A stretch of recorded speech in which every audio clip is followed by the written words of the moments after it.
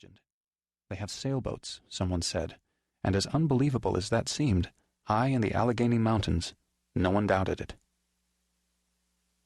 As to mythologies among the club members about their mountain neighbors, there were none. Mythologies require curiosity and interest, and the members felt neither. Their train trip to South Fork from Pittsburgh was direct, the landscape beautiful. The presence of the other did not impinge on them. At the lake they led an unencumbered, peaceful life, a summer idyll, the life they felt they'd earned. The streets of Johnstown proper were laid on a grid, as if its founding fathers had a sense that order was essential, that the gods smiled on any enterprise that had precision at its core. Maine, Washington, Lincoln, Vine ran east to west. The north to south streets included Walnut, Union, Franklin, Park.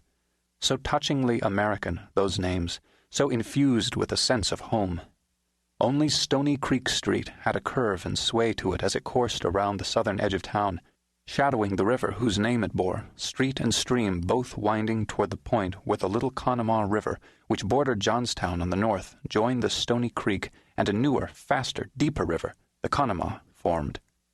Just downstream from this juncture was a great stone railroad bridge, its 6 arches yawning like stone jaws, strung from shore to shore across the Conemaugh, looking to travelers on approaching trains like a kind of monument to all the things that had made the city prosper: commerce, locomotion, the willingness of men to quarry stone, carry it, and shape it. By 1889, the city and its surrounding boroughs, East Conemaugh, Woodvale, Morrillville among them, had quivered into bright life and filled that level floodplain at the bottom of the valley, a valley that deepened steadily and quickly from the higher points along the Allegheny Mountains, from the reservoir and the South Fork Dam. It was 15 miles from the earth dam to the stone railroad bridge. The elevation dropped by about 450 feet. Thus the hills that surrounded the city, Laurel Hill, Prospect Hill, were exceptionally high and rose with the suddenness of walls, so steep that to look at them was enough to make one breathless.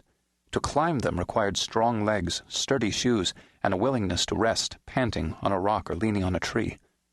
So deeply sheltered and surrounded was the site that it was as if nature's true intent had been to hide the place, to keep men from it, to let the mountains block the light and the trees grow as thick and gnarled as the thorn-dense vines that inundated Sleeping Beauty's castle.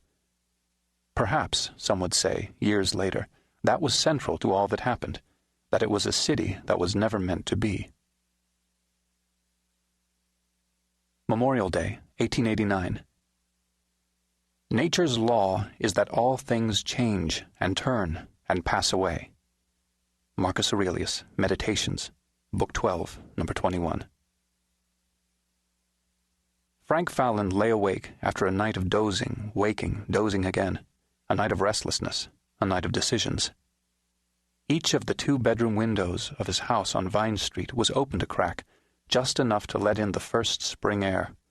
May nights in the mountains. Air with a freshness to it.